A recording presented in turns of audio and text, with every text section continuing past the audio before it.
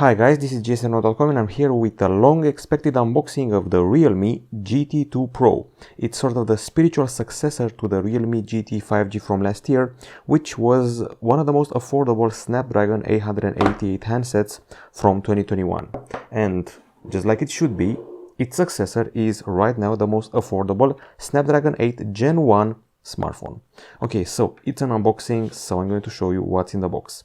This one can easily be considered a flagship, a gaming phone, and also a bit of a work of art. You can see here the signature of a Japanese designer which put his print on the design of the handset. It comes in two colors, this paper green and also paper white.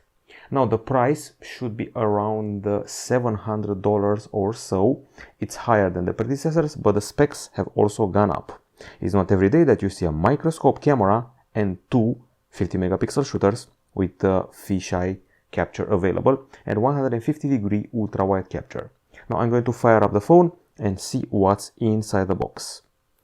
Okay, so let's get straight to it. You already saw this envelope here, and it holds the key used to access the slots, as well as the quick start guide and a bunch of other useful information. Let's input the code. Be advised, use a smarter one, and let's turn down the brightness a little bit on account of this AMOLED screen being very bright.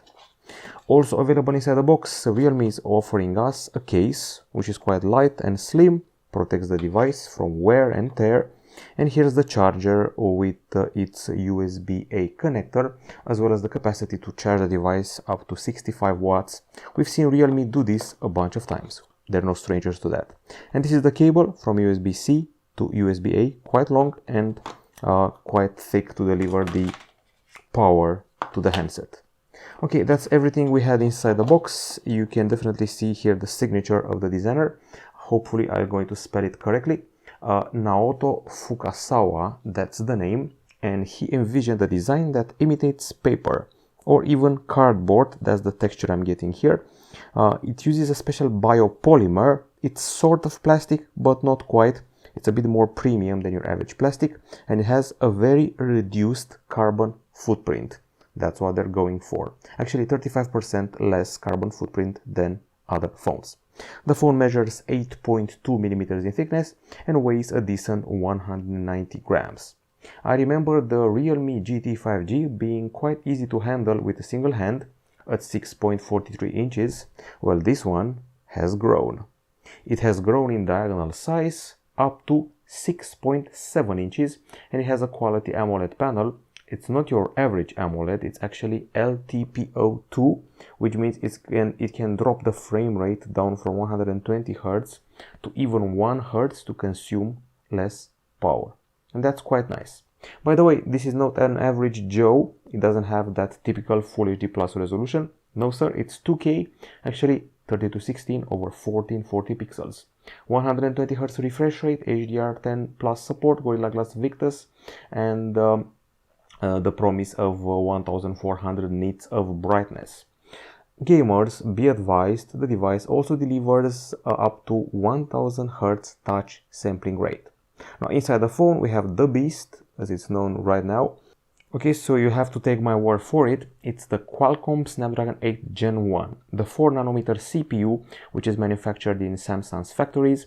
And this time it also has something special. Realme installed here a huge heat dissipation area, 36,000 millimeters square of heat dissipation area, and a stainless steel vapor cooling system. Aside from that, we have 12 gigs of RAM and 256 gigabytes of storage, and we can also expand the RAM with virtual RAM up to 7 gigs. There's no micro SD in case you're wondering, and the storage is of the UFS 3.1 variety. Now, if you think that the phone is thick, which is not, it's for a good reason. The battery is quite large, 5000 mAh. It charges at 65 watts. On paper we're promised to reach 100% charge in just 33 minutes. Looking around the phone, let's see what we can find. Microphone on the top side and some antenna lines. By the way, we have the antenna disposed all around the phone. You can see cuts here, here, here. So they really delivered on the antenna side of things to make the device capture the signal properly. Okay, so On the right side the power button, on the left side the volume buttons. At the bottom we find the SIM tray, microphone, USB-C port, and one of the speakers. We don't have an audio jack, we have stereo speakers, so the bottom one works together with the top one, which I actually can't see. It's very discreetly integrated. It's one of the best integrated top earpieces. I actually can't see it at all. That's pretty interesting. And aside from that, let's see what else we have here. So there's also Dolby Atmos technology for the speakers, an in-display optical fingerprint scanner, which I just put to the test for you. And on the connectivity side of things, the device obviously delivers your needed Wi-Fi 6 and 5G, as well as Bluetooth 5.2, GPS, AGPS, GLONASS, BDS, and Galileo. There's also NFC with the ability to touch any part of the phone 360 degree to that POS or get it closer for payments, not just one side, and USB-C 2.0 at the bottom. Now on the camera side of things, this punch hole here is meant for a 32 megapixel shooter with Full HD video capture. Things get interesting around the back side. This camera module isn't very far in design from the recently tested by us Realme 9 Pro Plus. It holds a main 50 megapixel shooter with a Sony sensor and optical image stabilization, the same Sony sensor IMX766 from the Realme 9 Pro Plus, from the Huawei Nova 9 and Vivo X70 Pro. There's also a 50 megapixel ultra-wide camera with 150 degree capture, which is quite generous in a fisheye option, and this little fellow here, flanked by two flashes, is a 3 megapixel microscope camera. You remember the Oppo Find X3 Pro? It's a similar thingy, albeit a bit better when it comes to magnification. It magnifies up to 40x. There's autofocus for this little fellow, and you also have 8K filming here in 24 frames per second, as well as 4K in 60 frames. And I'm pretty sure you're curious to see the microscope camera in action. So if you go here, select microscope and put it next to your hairy arm, that's what you're going to get. That's 20x magnification, and this is 40x magnification. You can see the damage of some of the threads of hair on the hand. It's quite fascinating, and this is what a nail looks like. Hopefully I can get it properly, or let's see, rather skin, human skin under the microscope. It's a gift that keeps on giving. It's quite fascinating. You'll be tempted to play with it for hours on end. I actually find it easier to use compared, this is the nail by the way, the keratin tissue of the nail, and a hangnail there. Fascinating once again. I find it actually better than the one from the Oppo Find X3 Pro from last year. It's easier to work with it. Other features of the camera include movie mode, dual view, text scanner, 3D photo, tilt shift, export, slow-mo, and a starry mode, which actually delivered even last year on the Realme 8 series. There's a portrait mode with bokeh flare for the video portraits. You can do videos in 10-bit color, be advised. That's also available here.